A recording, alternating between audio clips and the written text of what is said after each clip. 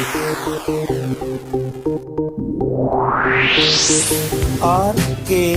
स्वागत है दोस्तों आपका एक बार फिर से हमारे YouTube चैनल RKB कैंफी वीडियोस में। पिछली वीडियो में हमने आपको क्वांटम संख्याओं के बारे में जानकारी दी थी, जो आपकी 4 प्रकार की होती हैं। मुख्य क्वांटम संख्या जिसको हम प्रदर्शित करते हैं n से। दूसरा था हमारा द्विघंसी क्वांटम संख्या जिसको प्रदर्शित करते हैं l से।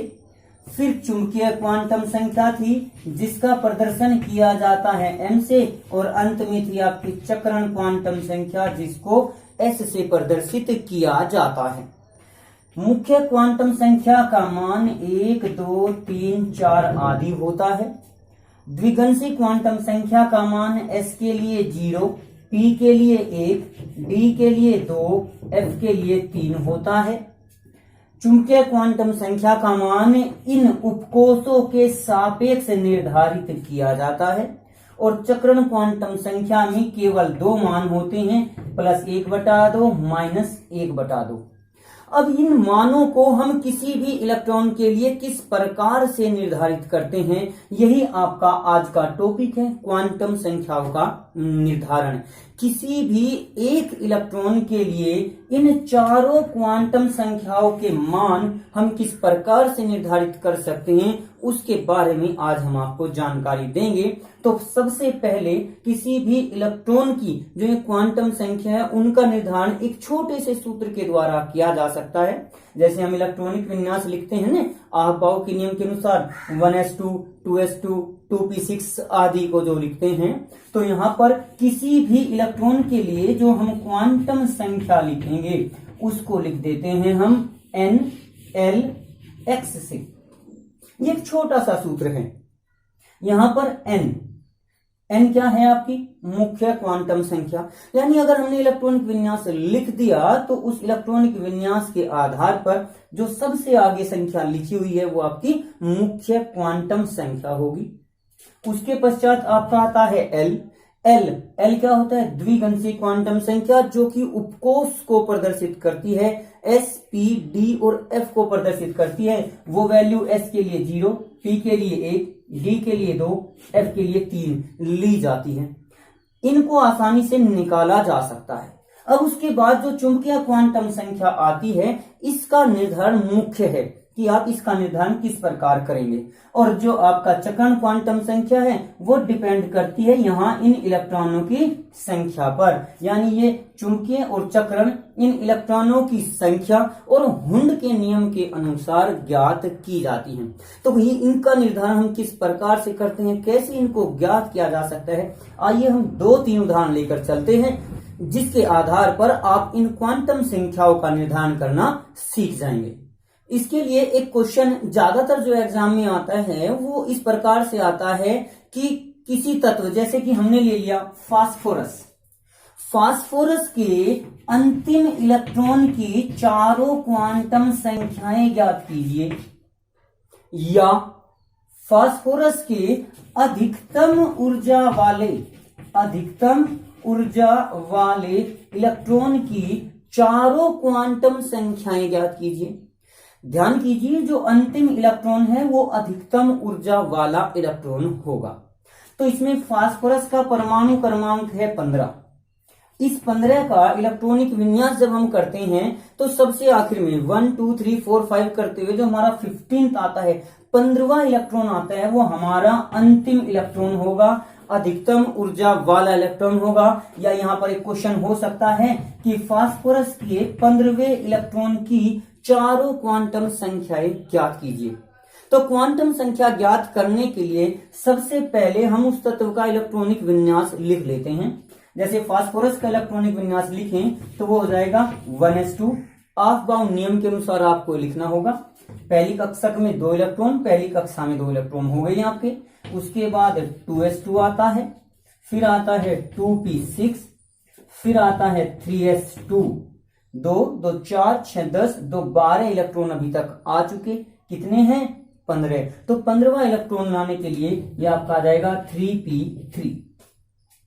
अभी मैंने आपको एक सूत्र बताया है NLX, तो यहां हम लिख लेंगे 15वें इलेक्ट्रॉन के लिए जो केवल आपका 15वां इलेक्ट्रॉन है वो देखिए यहाँ पर 1 2 3 4 और 6 10 11 12 13 14 15, यानी जो तीसरा इलेक्ट्रॉन 13 14 और 15, जो तीसरा इलेक्ट्रॉन आया वो ही आपका 15वां इलेक्ट्रॉन है। तो यहां पर हमने इसको 3p3 लिख दिया। अब इसमें हम एक एक करके क्वांटम संख्याओं को निकालेंगे।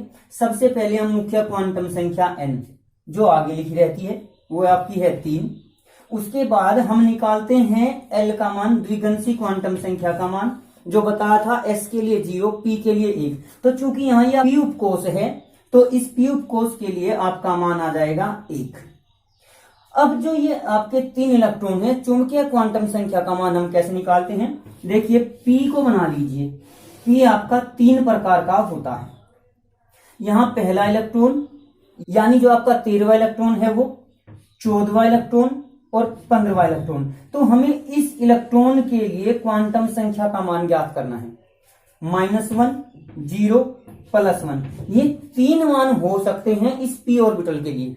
तो यहां इसके नीचे हमारा +1 आया तो m का मान, चुंबकीय क्वांटम संख्या का मान हमारा +1 हो गया। उसके बाद s, चूंकि ये इलेक्ट्रॉन हमारा सीधा है, ऊपर की ओर दिशा इसकी है, यानी ये दक्षिणावर्त है, तो इसका मान हो जाएगा +1/2। तो इस प्रकार से हमने फास्फोरस के 15वें इलेक्ट्रॉन, अंतिम इलेक्ट्रॉन, अधिकतम ऊर्जा वाले इलेक्ट्रॉन की चारों क्वांटम संख्याओं का मान ज्ञात कर दिया। अब इसको एक उदाहरण के द्वारा और समझते हैं। आइए देखते हैं। हमें कह दिया लोहा, आयरन के Fe के अंतिम इलेक्ट्रॉन की चारों क्वांटम संख्याएं ज्ञात कीजिए। Fe का भी हम अभी अंतिम ले रहे हैं। तो Fe का परमाणु क्रमांक होता है 26। इलेक्ट्रॉनिक विन्यास लिखेंगे तो 1s2, ये 2s2, ये 2p6, फिर 3s2, फिर 3p6, उसके बाद 4s2 और फिर 3d6। इस प्रकार से ये इलेक्ट्रॉनिक विन्यास तो हमने लिख दिया लोहे का आहबाउ नियम के अनुसार। अब इसमें जो हमारा 26वां इलेक्ट्रॉन आया, 26वां इलेक्ट्रॉन वो हमारा कौन सा है? वो हमारा 3d6 वाला है। 3d में जो हमारा 6वां इलेक्ट्रॉन आया उसी को लेकर चलना है। जैसे मानकर चलिए हमें यहां पर 21वां इलेक्ट्रॉन निकालना है, तो 21वां इलेक्ट्रॉन कौन सा होगा? 21वां देखिए 2 2 4 6 10 2 12 6 18 2 20 आ चुके। 21वां 3d1 होगा 21वां इलेक्ट्रॉन। अगर हमारा 22वां इलेक्ट्रॉन है तो 22वां इलेक्ट्रॉन कौन सा होगा? 3d2 वाला, क्योंकि 20 यहां तक आ चुके, एक 21 आया फिर 22वां आएगा। इसी प्रकार से अगर हम 23वां इलेक्ट्रॉन देख रहे हैं तो वो 3d3 और 25वां इलेक्ट्रॉन देख रहे हैं तो 3d5। यानी सबसे पहले हमें यह पता होना चाहिए कि वो इलेक्ट्रॉन कौन सा है। भले ही यहां पर 6 आए हुए हों, लेकिन उन 6 में हमारा d जो होता है वो 5 प्रकार का होता है। 20 इलेक्ट्रॉन पहले 4s तक भरे जा चुके। ये 21वां इलेक्ट्रॉन, ये 22वां, ये 23वां, ये 24वां, ये 25वां और तब आखिर में ये 26वां इलेक्ट्रॉन आता है। अब जैसे ही हमें इन इलेक्ट्रॉनों की संख्या का पता चल गया, उम्मीद करते हैं कि यहाँ पर आप संख्या निकालना समझ गए होंगे। सबसे पहला काम यही है कि आपको ये पता चल जाए कि आप इनमें से किस इलेक्ट्रॉन की क्वांटम संख्या का निर्धारण करने जा रहे हैं। जैसे डी हमारा 5 प्रकार का है, आपने ये बना दिया। अब इसके लिए वैल्यू -2, -1, 0, +1 और +2 आप लोग लिख सकते हैं। अब यहां हम जो वैल्यू निकालते हैं, सपोज करो हम अंतिम इलेक्ट्रॉन यानी 26वें इलेक्ट्रॉन के लिए ही निकाल ले, तो 26वां हमारा हो गया 3d6 में। सबसे पहले n निकालेंगे। n का मान कितना है? 3। उसके बाद l का मान निकालेंगे। s के लिए 0, p के लिए 1, d के लिए 2, तो यहां पर ये हो गया 2। अब m का मान निकालते हैं, चुंबकीय क्वांटम संख्या। जैसे ही आपको यह पता चल जाए कि वो कौन सा इलेक्ट्रॉन है, अगर डी आया तो 5 भाग बना लीजिए। पिछले क्वेश्चन में क्या था? पी आया तो 3 भाग बना लीजिए। अब इसके बाद यहां देखेंगे एम का मान। हमारा ये वाला इलेक्ट्रॉन 26वां है, ये वाला नीचे की ओर को जो है, तो इसके लिए -2 आया हुआ है। तो अब यहां पर हम m का मान क्या लिख सकते हैं? -2।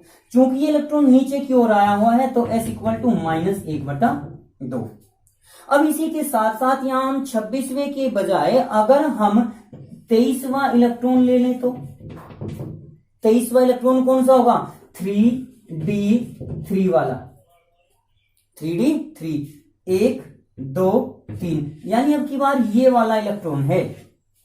तो इस इलेक्ट्रॉन के लिए n का मान आपका अभी भी 3, l का मान d के लिए आपका 2, m का मान क्या होगा आपका? m का मान इसके नीचे देखिए क्या है? 0, तो इसके नीचे है 0, और s का मान हो जाएगा आपका, चूंकि सीधा ऊपर की ओर है तो s हो जाएगा इसका +1/2।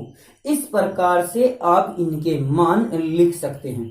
कभी कभी कुछ जगह क्या होता है कि ऐसा बता देते हैं टीचर्स लोग ही बताने के लिए, समझाने के लिए, क्योंकि उन्हें खुद नहीं आता, वो अक्सर क्या करते हैं, एल का मान तो 2, ये 2 मान तो अक्सर सभी ठीक निकाल देते हैं, लेकिन एम का मान क्या करते हैं, एम के मान के लिए वो लिख देंगे -2 -1 0 +1 +2, सारी वैल्यू लिख देते हैं। एस के लिए लिख देते हैं ±1/2। अगर ऐसा करते हैं तो ये बिल्कुल गलत है, क्योंकि ये वैल्यू हमारी 5 इलेक्ट्रॉनों को प्रदर्शित कर रही है, जबकि हम यहाँ पर केवल एक 26वां पर्टिकुलर इलेक्ट्रॉन लेकर चल रहे हैं।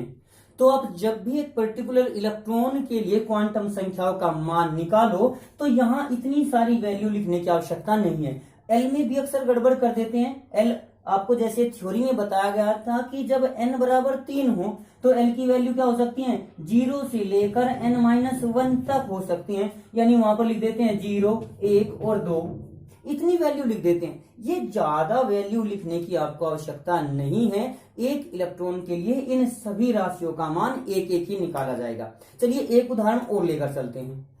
अब हम अगर क्रोमियम के लिए लेकर चलें तो क्रोमियम होता है आपका 24। इसका इलेक्ट्रॉनिक विन्यास लिखें तो 1s2 2s2 2p6 3s2 3p6 4s1 और 3d5 होता है। अब इसमें अगर अधिकतम ऊर्जा वाला इलेक्ट्रॉन देखा जाए, जैसे अब तक सभी में 4s2 आ रहा था, उसके बाद 3d आता था, तो यहां पर अगर अधिकतम ऊर्जा वाला इलेक्ट्रॉन देखा जाए तो वो कौन सा होगा, या यहां पर कह दिया जाए कि 20वें इलेक्ट्रॉन की क्वांटम संख्या ज्ञात करो, तो 20वां इलेक्ट्रॉन कौन सा होगा? देखिए 2 2 4 6 10 2 12 6 18 और 1 19, यहां तक 19 आए, तो 3d में जो पहला इलेक्ट्रॉन होगा वो 20वां इलेक्ट्रॉन होगा। 20वां इलेक्ट्रॉन अगर देखें तो वो 3d में पहला इलेक्ट्रॉन अगर है। यहां पर हम अनेक इलेक्ट्रॉनों की क्वांटम संख्या निकालेंगे। 3d हमारा 5 प्रकार का होता है, 1 2 3 4 5 हो गया, -2 -1 0 +1 और +2। इसी प्रकार से अगर हम लेकर चलें यहां पर 12वां इलेक्ट्रॉन, तो 12वां इलेक्ट्रॉन है 3s का दूसरा, s केवल एक प्रकार का होता है तो इसको बनाकर 0 लिख लीजिए।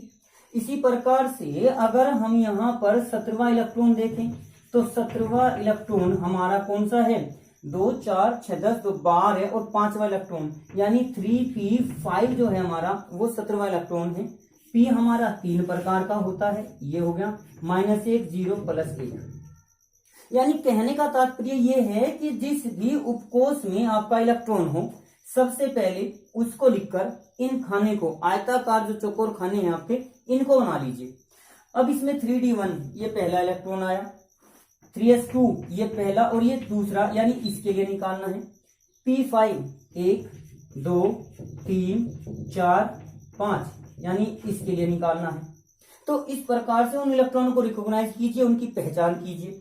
सबसे पहले n = लिख लीजिए 3, फिर l का मान लिख लीजिए। l का मान d के लिए आपका आ जाएगा 2, m का मान यहां से निकालने के लिए -2 और s के लिए +1/2, क्योंकि सीधा इलेक्ट्रॉन है। यहां अगर देखेंगे तो n का मान आपके लिए आ जाएगा 3, l का मान निकालेंगे तो s के लिए 0, m का मान निकालेंगे तो वो 0 और s का मान निकालेंगे तो -1/2, क्योंकि नीचे की ओर है। इसी प्रकार से यहां इसमें देख लीजिए, n का मान है हमारा 3, l का मान p के लिए होता है 1, m का मान हमारा इस इलेक्ट्रॉन के लिए 0 आ गया और s का मान नीचे की ओर आने के कारण -1/2 हो जाएगा। इस प्रकार से इनकी वैल्यू निकाल सकते हैं। आप यहाँ पर अंतिम इलेक्ट्रॉन अधिकतम ऊर्जा वाला इलेक्ट्रॉन 3d5, उसकी चारों क्वांटम संख्याओं को निकालकर कमेंट बॉक्स में लिखिए, जिससे आपको भी पता चल जाए और मुझे भी पता चल जाए कि क्या मैंने पढ़ाया है और क्या आपने समझा है।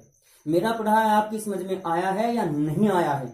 अगर फिर भी इस प्रकार से कोई क्वेश्चन हो, क्योंकि हमने लगभग आपको संपूर्ण बातें इसके बारे में आपको बता दी, जानकारी जितनी हमारे पास थी वो हमने आपको दे दी, लेकिन फिर भी अगर कहीं किसी प्रकार की कोई समस्या क्वांटम संख्या निकालने में आपको आती है तो आप अपने क्वेश्चन को कमेंट बॉक्स में लिखकर भेज सकते हैं। हम उसका समाधान करने की भरपूर कोशिश करेंगे।